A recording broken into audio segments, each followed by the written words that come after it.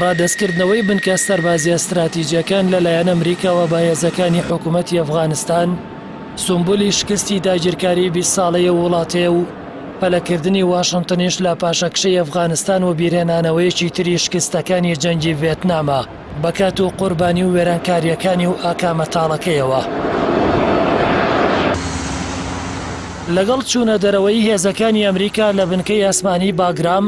کە بنکەی سەرەکی ئۆپەراسیۆنی 20 ساڵەی هێزەکانی ناتۆ بوو، ئەو وڵاتە بۆ جارێکی تر دیمەن و سیناروی شکستەکەی وڵاتی ڤێتنامی دووبارە کردەوە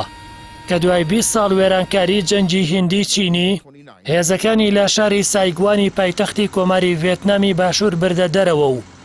خەڵک و ئیدارەی ئەو کۆمارەی خستە بەردەم شاڵاوی کۆمەنیستیەکانی باکووری ڤێتنام و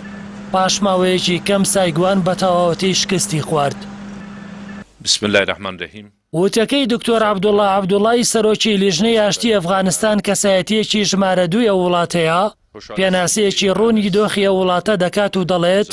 ئێمە ئاشتیمان دەوێ، بەڵام جەنگ گەشتووەتە دەواازەکانی شاری کابوڵ. ئەوە نیو سەدەیە ئەفغانستان لە نێوجەنگی داگیرکاری و ناوخۆییدا نوقم بووە و زیاتر لە 1,250,000 کوژە و چەندین بەرامبەری ئەوەش بریندار و کەمەندام و ئاوارەی لێکەوتوێتەوە کەچی ئاسۆیەکی ڕوون بۆ پاشە ڕۆژی وڵاتە نابێنرێ. ئەمریکای دۆناڵد ترامپی سەرمایەدار با ڕێکەوتنامەی دەوحای ئەو وڵاتەی بە پاشە ڕۆژێکی جیاواز سپاردووە و ڕابردووش سەلماندوێتی هەرکاتێ سەرکردە ئەفغانیەکان هەست بەبوونی هێزی خۆیان بکەن هەوڵ دەدەن کێشەکانیان بەهێز چارەسەر بکەن. بۆیە لەم کاتەدا کە بزوتنەوەی تالیبان هەست بە سەرکەوتنە بەرچاوەکانیان دەکەن لە بەرامبەر ئەمریکیەکان و حکوومەتی ئەفغانستاندا ئامادەنین ئاشتی لەگەڵ حکوومەتی کابوڵدا بکەن. مێژووی ڕابردووش سەلماندوێتی کە وڵاتی فرەنەتەوە و مەزەبی ئەفغانستان بەبێ ئاشتی و سازانی هەمووان لەسەر ئیدارەی وڵات ئاشتی بەخۆیەوە نابینێ، ئەوە جگە لە بەرژەوەندی وڵاتانی ناوچەکە و جیهان کە بۆ دەسەبەرکردنی خواستەکانیان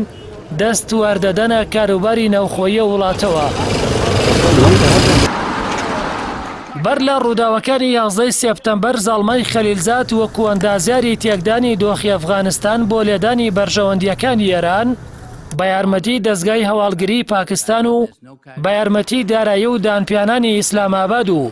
ئەبوزەبی و ڕیاض بە حکوومەتی تالیباندا شکستیان بە حکوومەتی موجاهیدینێنا، بەڵام دوای 11 سێپتەمبەر ئەو بزوتنەوەیان خستە سەر لیستی تیرۆر و ئەو جەنگەیان خۆڵقاند کە هێشتا بەردەوامە و جارێکی تریش بالادانیان لە لیستی تیرۆر و وڵاتەکەیان ڕادەست دەکەنەوە.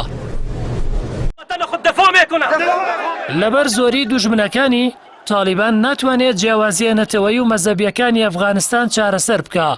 لەبەرەوەی ئیدارەی کابۆڵ بەنۆکەری بێگانە لە قەڵەم دەدا و ئامادەی پرۆسی ئاشتیش نییە لەگەڵیاندا. بۆیە چاودێران پێشبینی چوونە ناو تونێلی جەنگی ناوخۆیی وێرانکەر بۆ وڵاتە دەکەن کە ڕاهەندی ناوچەیی و جیهانیش دەگرێتەوە.